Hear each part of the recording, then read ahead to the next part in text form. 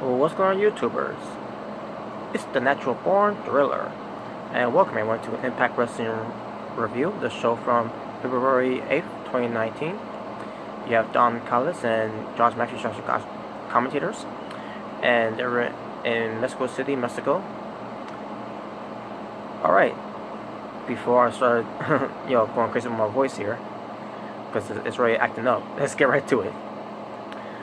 Rich Swann and Willie Mack versus OVE, Jake and Dave Crest. Match itself, the opening match was pretty good.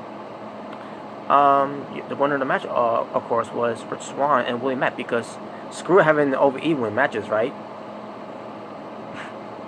Whatever.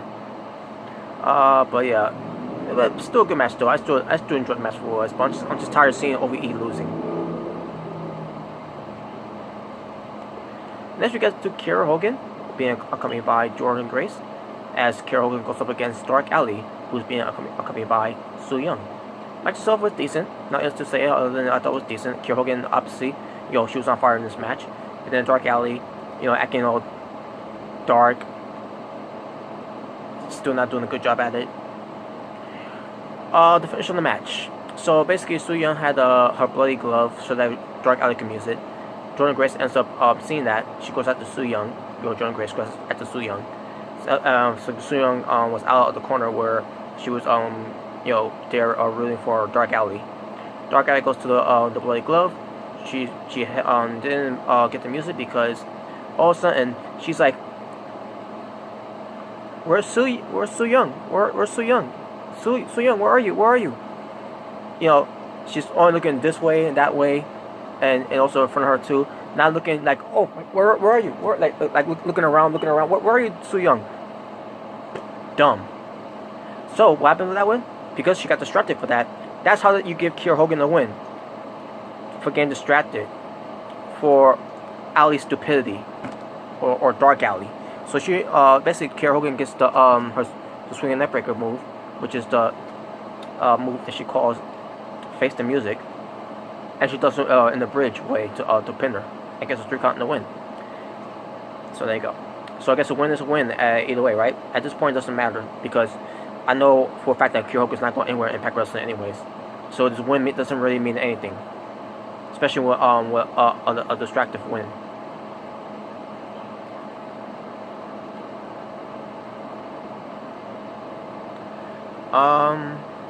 And then we go backstage. We see Dark Alley.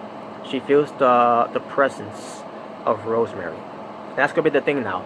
Rosemary is gonna appear on Impact Wrestling once every 2 weeks. Why? I have no idea. I wish I had more information on that one. Next we get to Trey, who's being called by the Rascals, which is Dez and Wentz, as Trey goes up against Rohit Raju from the Desi Hit Squad, which he is being covered by the Desi Hit Squads in Raji and Gama Singh. Match itself, it was pretty good actually. And they give him time too, like about maybe the 15 to 20 minutes maybe. It felt like it was a long time, so it was a good ass damn match too. And in the end, Trey gets the win over Rohit Raju. So there you go. Scarlett Bordeaux makes her announcement that she's going to be making her in-ring debut in Las Vegas for the next Impact Wrestling show. So I can wait to see. Well, actually, I've seen her wrestle before, but I've never seen her perform as good as she can be in the Indies wrestling. Because I see her compete on Ring of Honor. I seen her wrestle. Sure, she got squashed by Nia Jackson in WWE back in 2016. At the time, I saw she was okay, but then I see a few of her some highlights of the matches and see her doing some moves I've never seen her do before. She's pretty good and hits it very perfectly too. So I cannot wait to see who Scarlett Bordeaux's gonna wrestle against. And obviously she's gonna win the first match. Obviously, cause it's gonna be her in-ring debut. I think it's gonna be against Katarina. I hope it is, so she could get that win back from Katarina from that one out only or explosion event that they had for the Impact Wrestling that they did back in 2018, which was last year, but still. But yeah, can we see the smoke show Scarlett Bordeaux make her in-ring debut? Sami Callihan, defeats Puma King. What I thought was a very good match about those two. Basically, it's to showcase the team Triple A versus the team Impact type of match there's some that usually it was called TNA at the time, but Team TNA versus Team Triple A, where it pertains to battling for a World Cup. That's basically a preview we got from here, just like on the one with Falab Trash against Psycho Clown. So yeah, the premiere of this match is going to happen on the next Impact Wrestling show. Basically the next Impact Wrestling show is going to be called Impact Wrestling Presents Uncaged. Basically, Uncaged. We're going to see the Scar Bordeaux perform. We're going to be seeing a world title match going on. We're going to have a World Cup going on. We're going to also have a Knockout title match going on. So which by the way, what pertains to the world title, Johnny Impact came in the show earlier on the night, and he heard the announcement that it's not going to be just between Johnny Impact himself and versus Cage for the Impact World title. It's also going to include Moose and Killer Cross in a 4-way match for the world title. And Brian Cage came out to Johnny Impact, basically let us know that after having Homecoming, now it's his turn to get screwed over, basically. So Johnny Impact was not happy about that situation. So we'll see how that turns out for the next Impact Wrestling show, which is called Uncaged. And then as far as the Knockouts championship going on, Tessa Blanchard versus the champion Taya Valkyrie in a street fight match for the Knockouts title is going to be good. And the show review package of this too, where pertains to their feud back from Bound for Glory to Homecoming, and with the whole involvement with Gail Kim. So yeah, that was also a good video package too. But at the same time, in that video package, it was based on the booking of Tessa Blanchard being a cheater, a cheap shop artist, whatever, and always taking shortcuts. And those were not true. I explained that before. If you've seen the show, you know what I'm talking about. If you've seen Bound for Glory, you know what I'm talking about. So Tessa Blanchard did not cheat to win, and distractions of her did not cost her the win. She beat her straight up. But that's not the story they're telling us. And the way they're telling us in that story is insulting my intelligence, and for anyone else's intelligence that's buying into this whole thing that Taya Valkyrie was screwed over, which he wasn't.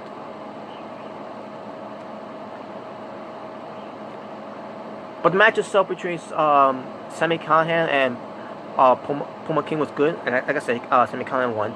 And speaking of the pertain those two, or pertains to the whole team Triple A versus Team Impact for the World Cup, there was also a segment with Eli Drake confronting Eddie Edwards about Eddie Edwards. Are we going to see the old Eddie Edwards, where it pertains to the old Eddie Edwards being a former world champion, a former X Division champion, a former tag team champion?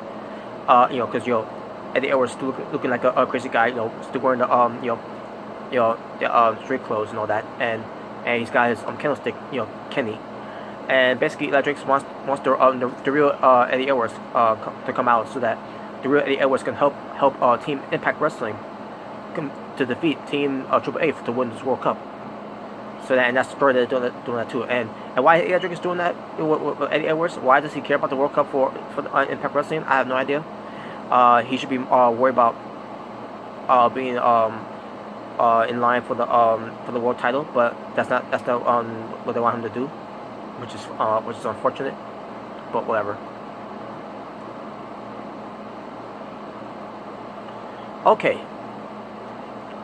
Unless I'm missing something else here, I can move on to the main event. And yeah, what pertains to the main event, you did have Lucha Brothers cut a promo to LAX that they're gonna face him for the Impact World Tag Team titles. And at Homecoming it's gonna be a different outcome when it pertains to for this week of Impact Wrestling. And they're gonna let them know that the Lucha Brothers zero miedo. I think LAX may have said something too. or maybe Conan was doing something. I'm assuming we're changed to the LAX segment. But other than that, nothing else to it. Okay. I guess with all that out of the way, now we can get to the main event. The Lucha Brothers, Pentagon Jr. and Phoenix versus LAX, Santana and Ortiz, being accompanied by Conan for the Impact World Tag Team Championships. The match itself was freaking amazing, folks. It was outstanding, stupendous, phenomenal. Way better than the match that they had at Homecoming, because this time their matches their tag team match for the tag titles in this one was botch free, and this time no miscommunications, none of that. But the match at Homecoming, it was still a good match though, which is it was the best match of the night in my opinion. And this ends up being the match of the night for that week, particular week as well. These guys were pulling it all on the line in this match, and then in the end, surprisingly, LAX lose against the Lucha Brothers. So the Lucha Brothers, Pentagon Jr. and Phoenix, are their winners and new Impact World Tag Team Champions. And I was not expecting that. I mean, I wanted them to be champions, but after this match, I'm like, wow, I'm amazed. I can't believe it. I didn't think they was gonna pull the plug I didn't think they was gonna pull the trigger, meant to say, for the Lucha Brothers to win the tag titles. And I'm happy they did, because I wanted them to be tag team champions. Fan of both teams, LAX and the Lucha Brothers. But Lucha Brothers, I want to see them get some gold in Impact Wrestling. And technically they're not really gold, tag team, the tag belts are not really gold like the Impact World belt is, but still they won the belt. They won the belts. They got some titles, and I couldn't be more happy for them. After the match, Conan congratulates the Lucha Brothers, and then LAX also congratulates the Lucha Brothers, and basically based on how they also ended this handshake too, the sort of sportsmanship, it ain't over between these two, these two teams. I want to see more of this. Now, if it happens at the next pay-per-view, which they did make an announcement on the show, that Impact Wrestling presents to us this coming April, on April 28th, excuse me, in Toronto, Ontario, Canada. Rebellion. Impact Wrestling presents Rebellion. Hopefully we get a rematch between those two at Rebellion, and hopefully it'll be a different match this time for the tag belts. But we'll see. But yeah, there you go. So, total amount of wrestling for Impact Wrestling, 5 matches. Let me just double check. Yes, 5 matches. My overall rating for the show, I'm gonna go 6.5 out of 10. I thought it was a pretty good solid show, and yeah, some good wrestling, some decent wrestling, and a couple of promos that I did enjoy, and some segments that I did enjoy. Nothing bad to say about the show. So I thought the show was a thumbs up. So yeah, there you go.